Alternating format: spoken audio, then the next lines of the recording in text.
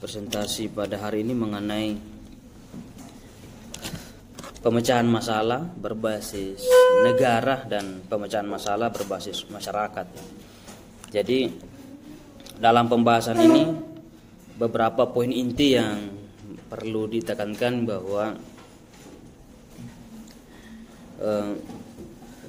kita harus melihat masalah itu apakah murni dari individunya, dari orangnya, ataukah karena korban dari sistem itu ya, atau kebijakan. Nah, itu yang perlu dianalisis bagi orang yang mau memecahkan persoalan-persoalan atau ingin mengambil suatu kebijakan sosial. Nah, di mana masalah sosial itu sendiri merupakan kondisi yang sama-sama tidak diinginkan ya. Sebenarnya baik itu yang mengalami persoalan sosial maupun yang bertugas menyelesaikan masalah gitu ya. Sebenarnya yang terjadi itu yang tidak diinginkan, tapi itu yang terjadi atau yang tidak diharapkan yang menyebabkan kerugian. Nah, di sini sebagai warga negara maka pihak negara punya tanggung jawab untuk menyelesaikan persoalan itu. Nah, tetapi kan pandangan-pandangan yang lain dalam memecahkan masalah berbeda-beda. Ada yang memecahkan masalah karena dianggap bahwa yang penyebab utama permasalahan itu misalnya kemiskinan itu disebabkan karena orangnya sendiri, gitu. Nah, cara seperti ini biasanya diberikan bantuan secara praktis. Nah, itu berarti dia hanya melihat masalah dari segi perseorangan itu. Tapi kebijakan undang-undang diatur untuk memiskinkan masyarakat dengan berbagai macamnya. Mulai dari tingkat berbagai macam pajak, pajak yang selalu naik, akses terhadap pekerjaan tidak bagus, perusahaan dan instansi-instansi yang ingin dituju untuk melamar kerja, salah satu syarat utama adalah memiliki ijazah sarjana.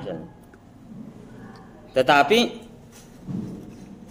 pendidikan di perguruan tinggi semakin mahal, mulai dari masuknya, pembayaran SPP-nya atau UKT-nya dan lain sebagainya. Dan ketika itu diviralkan oleh masyarakat, banyak yang merespon, mahasiswa-mahasiswa yang masih punya nalar, yang masih punya hati nurani melakukan perlawanan terhadap kebijakan yang merugikan bangsa, terutama generasi muda atau generasi Z. Maka pemerintah cukup mengatakan itu bukan tanggung jawab pemerintah, karena hanya wajib belajar sampai kelas 12 atau madrasah aliyah SMA gitu. Nah, berarti di sini pemerintah lepas tangan terhadap atau cuci tangan terhadap kesalahannya sendiri, padahal undang-undang negara Republik Indonesia jelas mengatakan bahwa itu hak atau itu adalah kewajiban negara mencerdaskan ya, bangsa Indonesia gitu ya. Gitu. Dan ikut bersaing secara global. Itu berarti pejabat negara ini tidak memahami kondisi sosial secara baik. Karena terjadi perbedaan antara yang dibutuhkan pada dunia pekerjaan dengan apa yang dinyatakan. Nah, kalau aturannya begitu bahwa kuliah itu tidak wajib, maka pemerintah lepas tangan. Banyak perguruan tinggi tidak ditangani lagi oleh pemerintah, diserahkan sepenuhnya kepada kampus. Maka itu sebabnya kampus menaikkan begitu banyak UKT-nya, gitu. Karena mau tidak mau dapat dari mana jawab penghasilan untuk pembangunan? Pemerintah tidak mensubsidi lagi, gitu. Oke. Masih ada kampus yang masih disubsidi 50%, tapi banyak kampus yang sudah total ya dilepas oleh pemerintah. Maka hampir sama saja dengan swasta, sama-sama tidak diurus oleh pemerintah. Oke. Nah, kasus ini kan lebih mencuat, gitu. Banyak sekali kasus yang akhir-akhir ini dalam dunia pendidikan. Oke. Nah, di saat itu pula muncul hasil penelitian menunjukkan bahwa sekitar 10 juta generasi Z itu menganggur, gitu ya. Nah, ini masalah besar ya. Generasi Z itu siapa? Adalah generasi Anda, gitu ya. Yang lahir di antara 1997 sampai 2012. Itu yang disebut sebagai generasi Z. Ya. Yang melampaui generasi milenial atau setelah generasi milenial. Ya. Generasi milenial itu 1980-an, gitu ya. Bapak yang lahir 1989 itu masuk generasi milenial. Tapi setelah itu dilanjut oleh generasi Z. Nah, yang rentang umurnya itu ya sekitar 12 tahun sampai 27 tahun ya, saat ini. Itu dinyatakan ada 10 juta ya, generasi terbaiknya, generasi muda masa depan yang saat ini tidak jelas. Dia tidak bekerja, tidak pelatihan, dan juga menganggur. Gitu. Memilih rebahan saja daripada memperbaiki nasib. Nah, generasi inilah yang akan mengisi Indonesia 2045 disebut sebagai bonus demografi. Maka Anda bisa bayangkan betapa suramnya bangsa ini di 2035-2045 kalau tidak ditangani secara serius pada saat ini.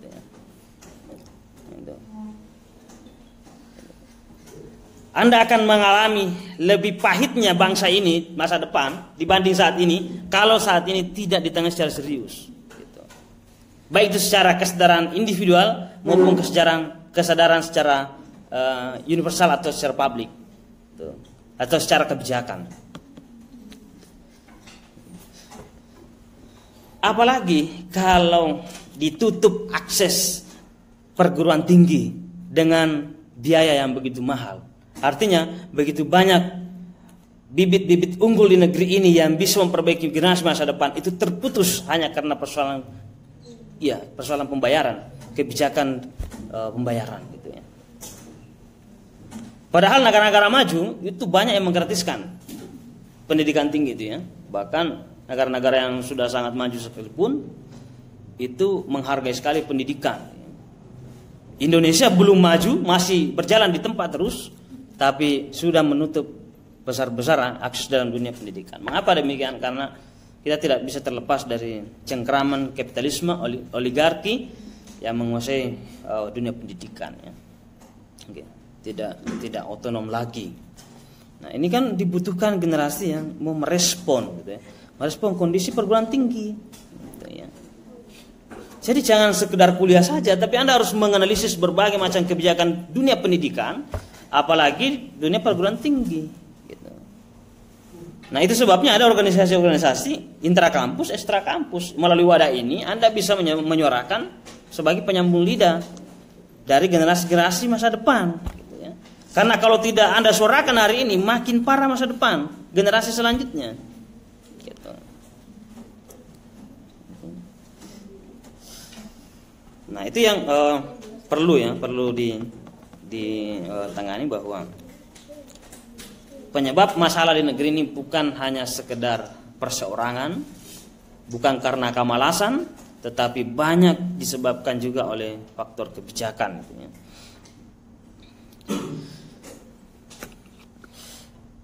Oke. Nah, hasil penelitian juga menunjukkan bahwa generasi Z itu banyak habis waktunya melalui dengan dunia elektronik, gitu. Dibanding generasi angkatan 60, 70, 80. Masuk angkatan 90-an ya, atau yang lahir tahun 1997 sampai 2012 itu mengalami pergeseran dalam keseharian, gitu. Yang di masa generasi milenial itu masih banyak berkutat dengan buku, masih senang dengan buku. Kadang-kadang mahasiswa itu habis waktunya untuk buku, tetapi saat ini itu menggunakan elektroniknya. Nah, itu habis banyak di situ ya waktunya. Itu mengalami perbedaan sekali. Dulu waktu Bapak kuliah itu animo membeli buku dan memiliki buku itu tuh luar biasa ya. Karena kita harus satu-satunya akses yang bisa kita gunakan untuk mentransformasi pengetahuan itu melalui dengan guru ya. Selain dosen, kita tidak percaya dosen ya. Kita harus belajar dulu. Nanti di kelas kita akan pertemukan apa yang kita baca dengan apa yang dikatakan oleh dosen. Kita uji mereka. Ya, itu berani, kita harus berani begitu karena senior sudah mentraining begitu caranya. Jadi jangan ditelan mentah-mentah apa yang dikatakan di dalam kelas itu karena belum tentu apa yang disampaikan itu valid. Gitu. Jadi bayangkan kalau itu yang dikatakan tidak benar, Anda terima begitu saja karena tidak ada perimbangan ya, dari bacaan, literasi, maka struktur pembodohan terus berlanjut dalam dunia pendidikan. Kalau kesalahan dalam ilmu pengetahuan itu diterima, itu sifatnya fatal karena berkepanjangan, diwarisi terus menerus. Gitu. Mengapa terjadi begitu? Karena hanya dialog hanya monoton, satu arah. Tidak terjadi dialog, tidak terjadi diskusi secara maksimal.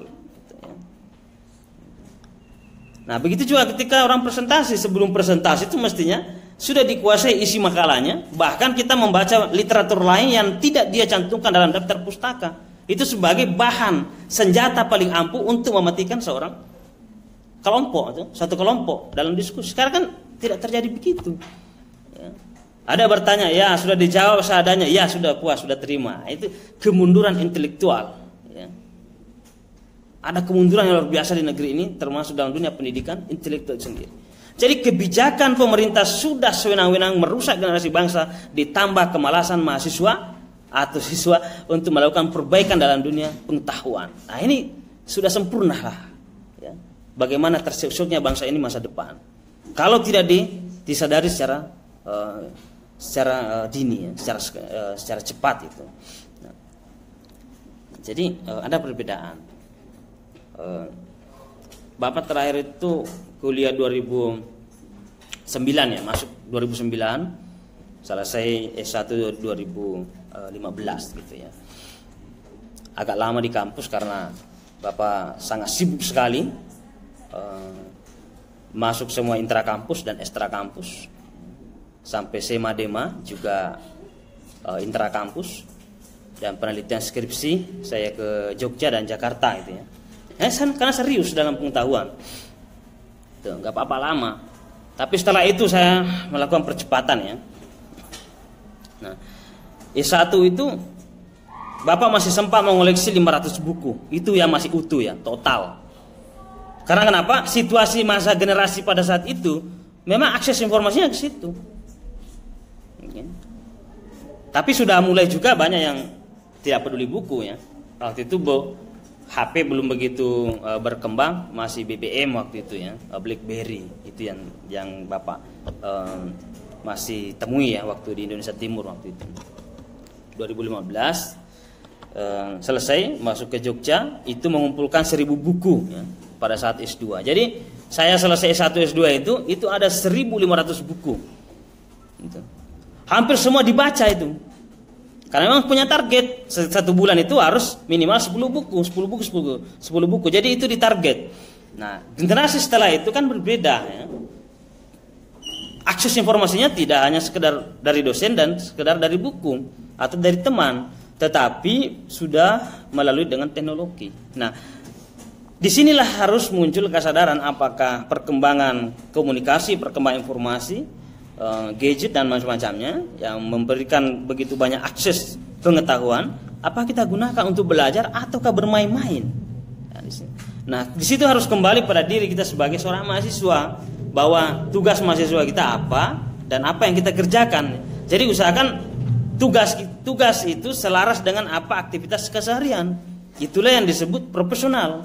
Ya, jadi sebelum masuk dunia kerja, kita sudah bersifat profesional. Anda adalah maha pelajar atau maha siswa, maha tertinggi dari siswa ya. Maha kaum terpelajar, cendekia, intelektual, maka aktivitas keseharian harus sejalan dengan intelektual, akademis gitu.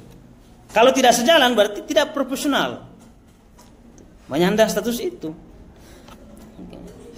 Nah, salah satu tujuan tugas dari mahasiswa adalah agen perubahan. Nah, kondisi bangsa kita ini harus dirubah secara total gitu. Untuk masa depan, gitu kan? Berarti harus ada perubahan. Itu disebut sebagai agent of change, agen berubah. Jangan dirubah oleh keadaan. Kalau Anda dirubah oleh keadaan, berarti Anda gagal melakukan tanggung jawab sebagai seorang mahasiswa. Kemudian menjaga moral, gitu ya.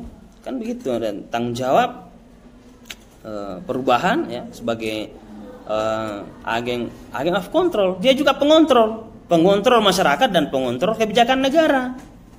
Saat ini mengapa kampus selalu semena-mena terhadap mahasiswa? Karena diamnya generasi itu sendiri dibungkam, diancam dan macam-macam, dan takut. Meskipun itu salah, dia tidak berani melakukan perlawanan karena takut. Nah, karena diamnya itu, karena takutnya itu menyebabkan semakin banyaknya masalah. Mengapa takut? Karena kurang kajian, kurang menguasai wawasan ya. Kurang menguasai persoalan, kurang menguasai akses gitu ya. Kemana saja kita harus bergerak.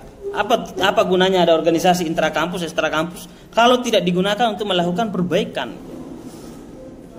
Nah, ini kan yang menjadi cara pemecahan masalah ya, bahwa kita harus melihat masalah itu bukan sekadar individu tapi melalui dengan sistem. Nah, tentu kita melangkah untuk merubah sistem itu harus dengan kelompok, harus dengan komunitas, harus dengan organisasi gitu.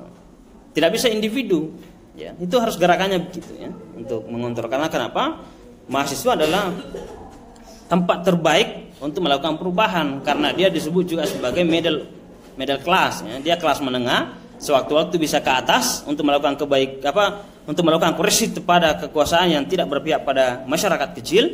Sewaktu-waktu dia bisa turun ke bawah untuk mendampingi masyarakat untuk melakukan kesadaran terhadap hak-hak yang mereka miliki dan kesadaran terhadap penindasan-penindasan yang telah dia terima. Itu tugas mahasiswa, mencerdaskan di bawah dan mengatur kebijakan di atas. Setelah itu Anda bekerja sudah tidak bisa begitu. Justru di saat mahasiswa lah ya potensi untuk melakukan perbaikan itu memang harus dilakukan. Kenapa? Karena dari dulu seluruh perubahan di negeri ini dan di negeri manapun pasti digerakkan oleh kaum muda, yaitu mahasiswa. Bukan sarjana ya. Pasti digerakkan itu oleh mahasiswa. Oke, itu tambahan pada hari ini bagaimana melihat masyarakat dan melihat negara sebagai basis yang perlu dipakai dalam pemecahan masalah. Gitu.